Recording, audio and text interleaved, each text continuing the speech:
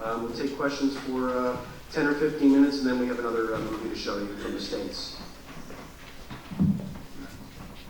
Well, thanks, Fred, for that's enlightening and amazing and a very accurate portrayal of the challenges faced on campus, where frequently the university administration allows the mob to do its dirty work. And I could give you lots of examples. They're in the Campus Freedom Index, where the university administration will say to a student club, last minute, oh, your event's been canceled, it can't go ahead. We've got security concerns. There might be protesters present. And so the university still has this pretext to go, well, we're not censoring you, and we think that you should be able to express your opinions on campus, but we've got the safety and security, the dreaded SS. Robert? Okay, thanks very much. You started off by muddying the waters a little bit, I'm afraid, by mentioning George Galloway, who the first time was barred from Canada was barred because he was taking part in Hamas fundraiser, which is actually a criminal offence. Just one thing, he actually was not barred from Canada. He never tried to enter the country. Well, he wasn't barred. Yeah, okay, but he claimed he was, but he actually didn't try to cross the border. I'm trying to get on with my question as fast as possible. For that fundraiser, not only should Galloway have been barred, but the organisers should have all been charged, and any found to be in the country illegally should have been bounced in the following 24 hours. But what I'd like to ask is, why not have some attacking play here and get a campaign going and blogs and try and get it to the press to have the disruptors charged with criminal offences and chucked out of university, and those found to be in the country in student visas bounced from Canada too. Why not have some attacking play here, as I said, and go for that, rather than just the free speech issue? And finally, remember, hate speech was invented by Teddy Kennedy to try and subvert the US First Amendment, and should always be viewed in that light, and should join Teddy Kennedy in his grave. Right on. Thank you, sir. On your first point, I agree entirely with you that there is a huge distinction between advocating one's opinions about the Middle East, whatever they may be, versus fundraising for a terrorist organization, and they're not the same thing. My understanding from the University of Nova Scotia is that he was banned from campus because his views were too controversial, and so he ended up speaking off campus. So in that... There's just one thing about George Galloway. First off, he should not have been allowed into the country because he was a funder of Hamas. He gave $25,000 to Hamas, which is officially listed as a terrorist organization in Canada. Therefore, he should not have been allowed into the country. Once he's in the country, he should be allowed to talk. No, he should be bounced Next question. Dennis. Yeah, hi, John. There's one thing you said that kind of bothered me because it goes against what I thought I knew about history. And because I'm a scientist, and I've read a lot about how science develops. And I think it's a fallacy to think that science develops better in a free society. In fact, there's a lot of historic data that opposes that quite dramatically. I mean, the Russians were the first to put up a satellite. The Russians were the first to drive a robot on the moon, etc. There's plenty of examples. And the social scientists who study this are pretty firm on this point, that more freedom doesn't give you better science. In fact, one of the best books that I would recommend that you look into on this topic is a book called Disciplined Minds by Jeff Schmidt. So I just wanted to make that comment. Can I just make one area where you'll see where freedom really counts in science? The PC revolution. All those people tinkering in their basements, in their garages with PCs and components, impossible in the Soviet Union, possible in America. I mean, you can pick separate examples, but the people who have looked at the whole phenomenon socially will tell you that's a fallacy. And I think we have to be careful with these kinds of fallacies, because I think we have to avoid having the burden of a good reason for freedom of expression.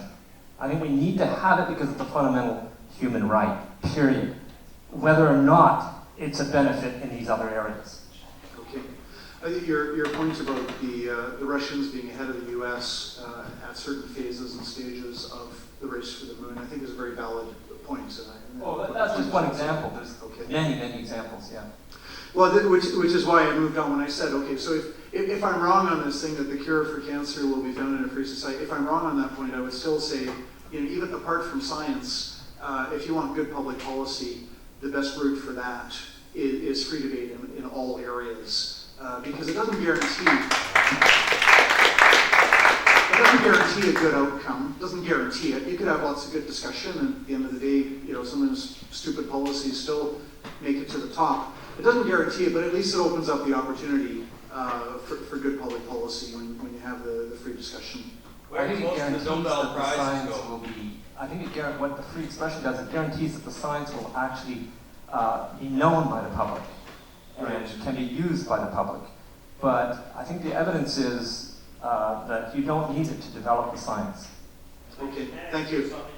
Yes, on my right, lady at the other microphone. Hi. I was just wondering how universities react to this rating system. And then as a secondary question, we're seeing a whole bunch of unprosecuted crimes, and even though they took place on a campus, it's breaking the law. And how is this possible under the law? Okay, excellent questions. On your first question, I think it's going to take some time for this index to become. It's like Tax Freedom Day. Probably the first year that came out, it may not have gotten as much press, but it's become an annual event and people pay attention. It gets a lot of ink every year when the Fraser Institute announces the date when you stop working for governments at all levels and start working for yourself.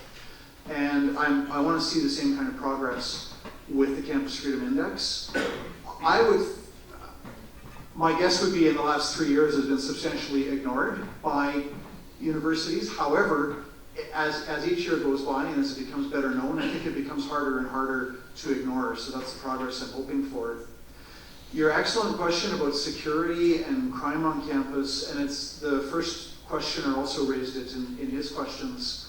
Why not be more aggressive? The biggest reason is that it's the police and the Crown prosecutors who have that discretion whether or not to lay charges against a person for doing something wrong. And so it's not something that we as citizens can compel. I can certainly beg and plead and persuade and try to tell the police officer or the Crown prosecutor that they really should prosecute. There are two criteria.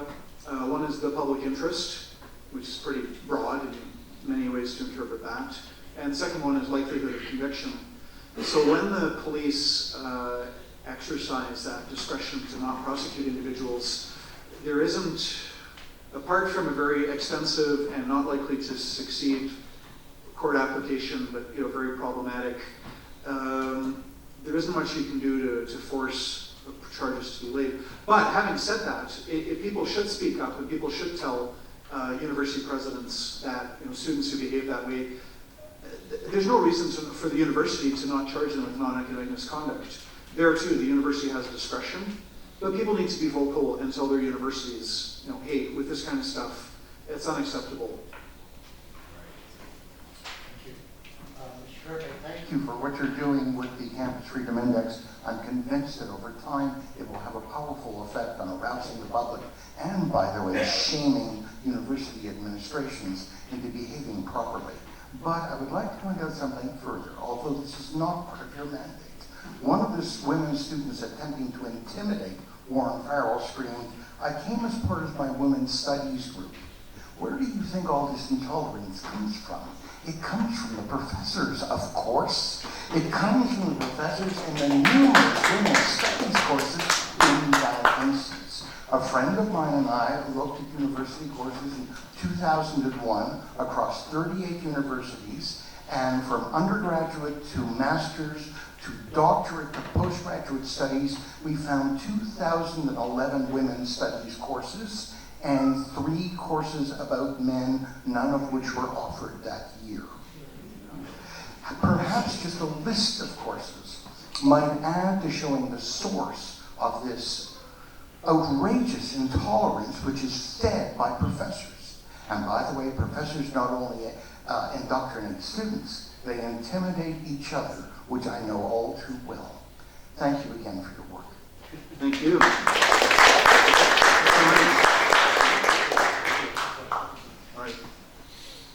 John, I want to thank you first and foremost for being consistent when it comes to free speech, because I feel some people go a la carte. They want free speech when it suits them and when it doesn't, particularly on the conservative side of things.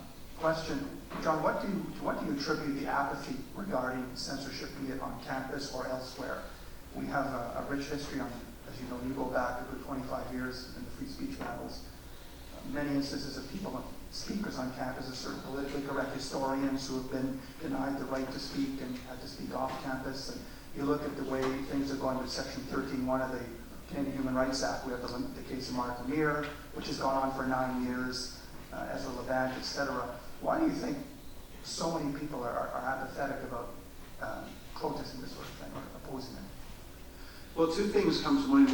One is a lack of knowledge of what to do about it, or it doesn't appear clear to people. You know, you read something in the paper and it's upsetting and you think it's wrong, but then, you know, there's a lack of knowledge. What can we do about it? I think that's one reason. And a second related reason is that with the size of government and with governments running healthcare and education and social services, yada, yada, yada, yada, yada, we feel very powerless because you've got this big behemoth leviathan that's spending our money and you don't really have a lot of direct say.